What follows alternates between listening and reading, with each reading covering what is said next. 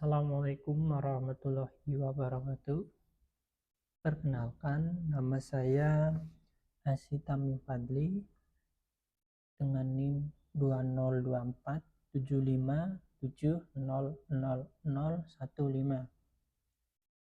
Saya merupakan mahasiswa PPG calon guru Universitas Indrapasta PGRI gelombang 2 tahun 2024.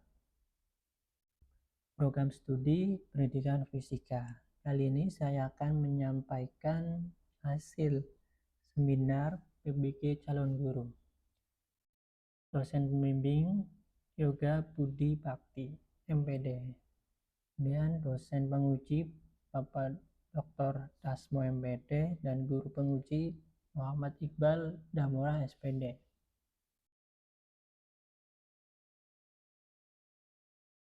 Adapun topik pembahasannya, yang pertama ada identifikasi diri, yang kedua refleksi pengalaman selama mengikuti PPG, yang ketiga desain inovasi, yang keempat rencana tindak lanjut.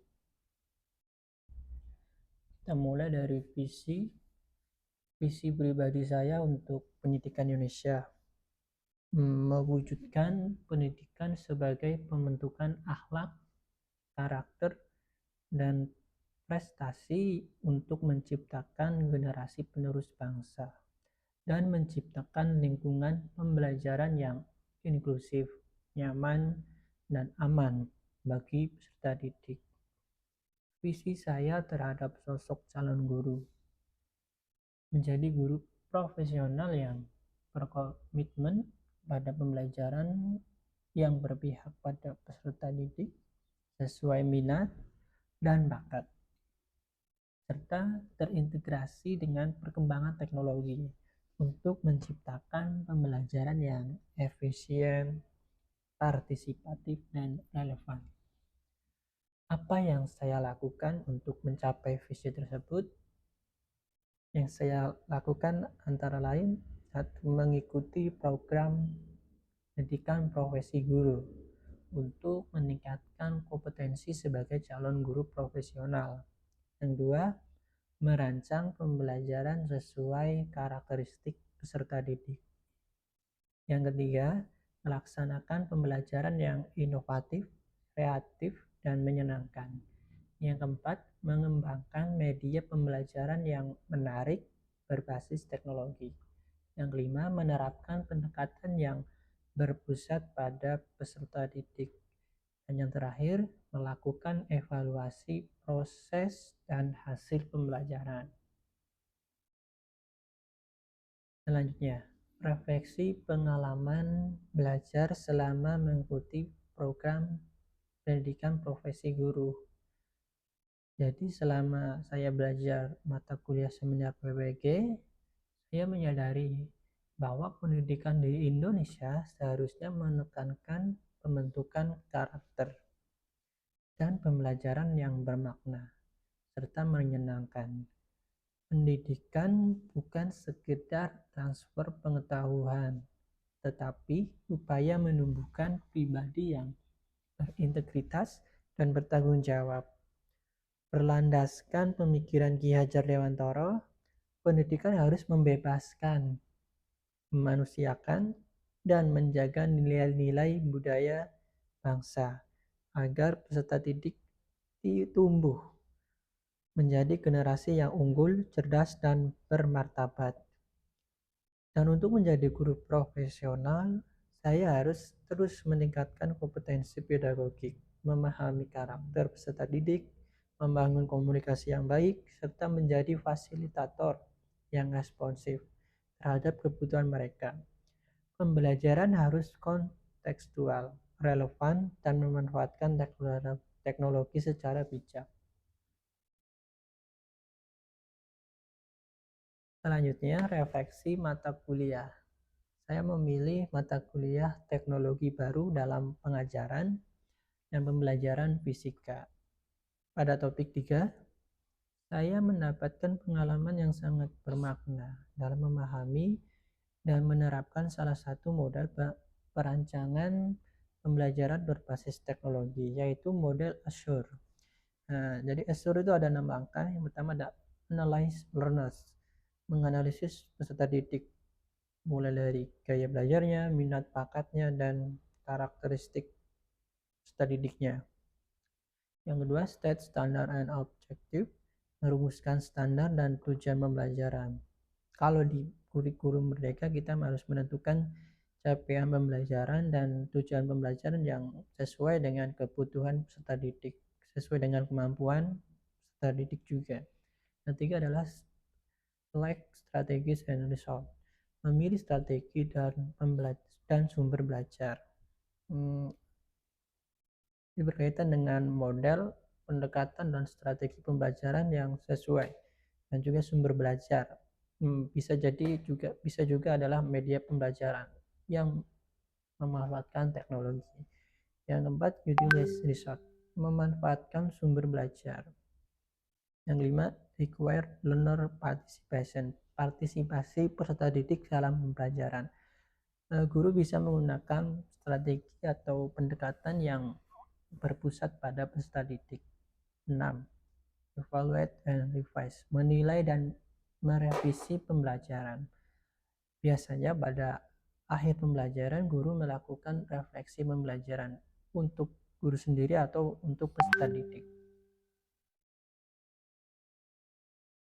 Nah, ada pun artefak yang mendukung sebagai refleksi pembelajaran selama mengikuti mata kuliah teknologi baru, yaitu pada ruang kolaborasi topik 3, saya bersama kelompok merancang kegiatan pembelajaran yang menggunakan tadi model Azure.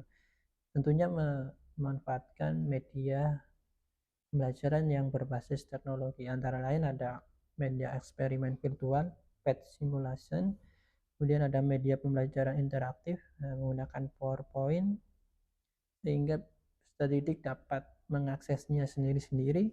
Kemudian asesmen, bisa asesmen awal, formatif atau sumatif menggunakan quizzes, Mentimeter, menggunakan Mentimeter itu untuk refleksi pembelajaran. Adapun juga komik sebagai bahan bacaan agar menarik peserta didik. Kemudian ada video pembelajaran dari YouTube. Selanjutnya desain inovasi. Jadi melalui mata kuliah teknologi baru dalam pengajaran dan pembelajaran, saya berinovasi dengan membuat media pembelajaran yang berbasis teknologi tentunya. Media pembelajaran berbasis teknologi yang saya buat adalah media pembelajaran interaktif. Jadi saya memanfaatkan aplikasi Canva yang nantinya desain tersebut diintegrasikan dengan aplikasi Articulate Storyland. Jadi hal ini sesuai dengan paradigma pembelajaran abad 21.